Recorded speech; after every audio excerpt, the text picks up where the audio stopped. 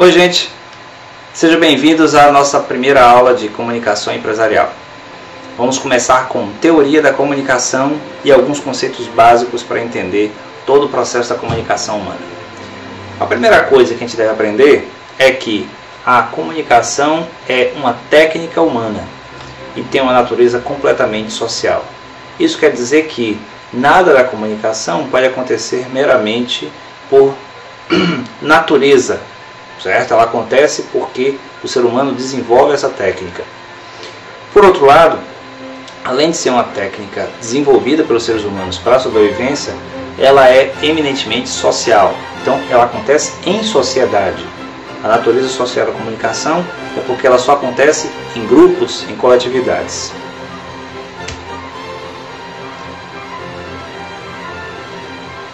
Toda comunicação tem um emissor,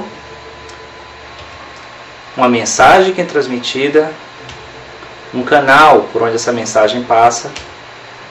Essa mensagem, dentro desse canal, produz um ruído que chega a um receptor. Esse emissor e esse receptor precisam partilhar um código. Esse código é tudo aquilo que é partilhado entre emissor e receptor que possibilita a transmissão das mensagens. Vários modelos podem ser utilizados para representar o processo da comunicação. Este modelo aqui, por exemplo, fala sobre a descida da mensagem do emissor para o receptor no final, passando pelo processo de codificação, por isso a necessidade do código, e decodificação ou descodificação, que é o processo no qual o receptor consegue compreender a mensagem transmitida. Isso tudo passando, obviamente, por um canal, um meio adequado para aquela mensagem. Do emissor até o receptor são transmitidos significados.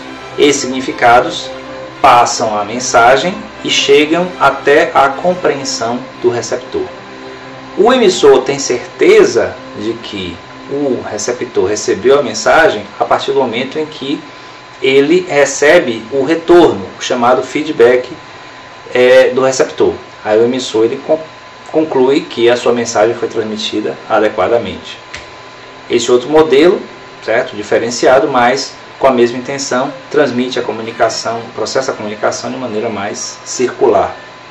No caso, você pode ver que o emissor transmite a mensagem para o receptor, há o processo de codificação, da linguagem, transmitindo um certo conceito, que o receptor decodifica utilizando a mesma linguagem, certo? O mesmo código, e esse conceito chega ao receptor. A reação seria o processo que garante ao emissor que o receptor recebeu aquela mensagem adequadamente, que entendeu o conceito transmitido. Nesse outro modelo, você tem uma fonte de informação antecedendo o transmissor. Essa fonte de transmissão, essa fonte de informação, pode ser tanto a mente humana pensando, quanto o centro pensante de uma empresa também. O transmissor, como o emissor, tanto faz, transmite a mensagem. É chamada a atenção nesse modelo a questão do ruído, que é a fonte de interferência sinalizado pela seta cinza sobre o quadro branco. Você vê que no quadro branco não tem nada. A ideia é que esse receptor ele não chega a receber a mensagem total, completa. Por isso a necessidade do feedback, do retorno, da reação, de volta para o transmissor, para o emissor, para que ele tenha certeza que o receptor recebeu a mensagem, fazendo assim com que a mensagem chegue ao destino. Vê que aí tem mensagem chegando ao destino. O sinal emitido pelo transmissor é recebido pelo receptor. A fonte de interferência pode ser de vários tipos diferentes. Aqui está uma espécie de representação, de ilustração sobre o que sejam ruídos. Esses ruídos podem ser todo tipo, Você pode estar recebendo mensagens no telefone ou no computador e ao mesmo tempo vendo televisão e ouvindo barulhos, e como representa aqui a figura, bastante confuso. No outro caso, representando uma sala de aula, uma pessoa tentando ouvir alguma coisa, mas não consegue pelo nível de barulho ao redor. Mas os ruídos não são necessariamente barulhos, podem ser também simples falta de atenção, interesse em outra coisa, uma série de elementos que são considerados também ruídos no processo de comunicação. Outro elemento importante dos modelos que nós vimos são os canais. Os canais de comunicação são vários, não são canais de televisão, são canais de comunicação, ou meios também, pode ser canais ou meios, você pode encontrar modelos com canais ou com meios.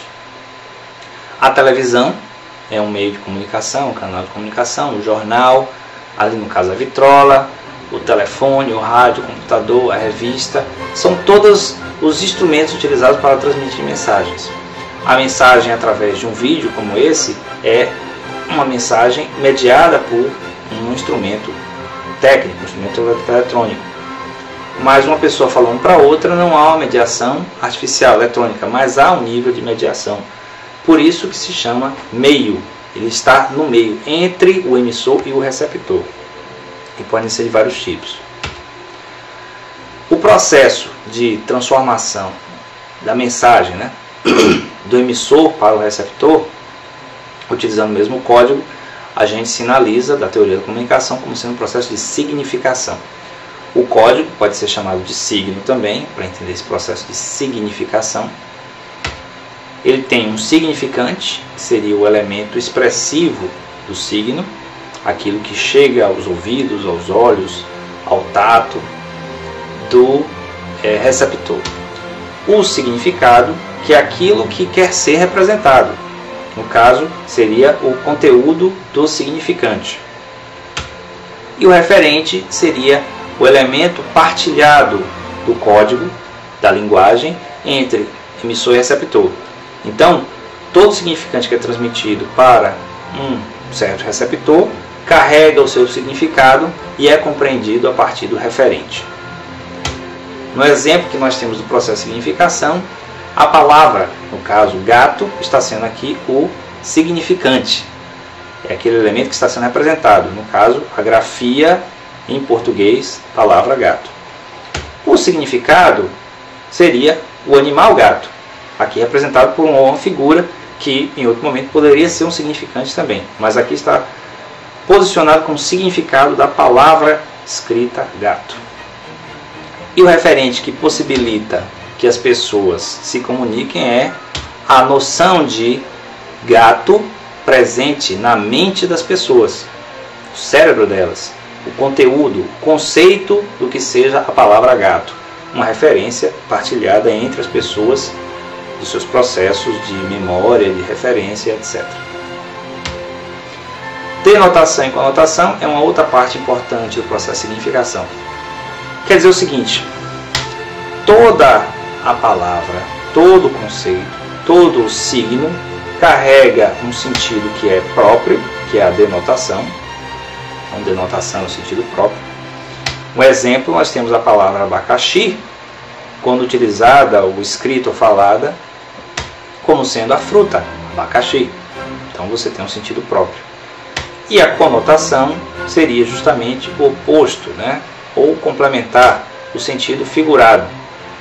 Seria o exemplo mesmo do abacaxi, agora no sentido figurado de problema.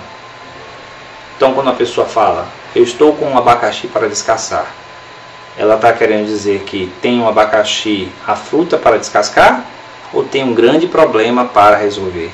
Pode ser as duas coisas, depende do contexto. Como a comunicação é uma técnica humana e tem natureza social, essa partilha dos significados é extremamente importante para que o processo possa acontecer de maneira adequada. Então, toda vez que você estiver se comunicando ou recebendo a comunicação, o que faz parte do mesmo processo, preste atenção para os significados que você está transmitindo para as pessoas. Preste atenção para aquilo que as pessoas estão dizendo para você. Aprenda a ouvir, aprenda a partilhar os significados. Procure ter certeza a partir do feedback, do retorno daquilo que está sendo dito para você. Eu espero que essa primeira introdução seja muito legal, muito interessante, e na próxima aula nós nos vemos.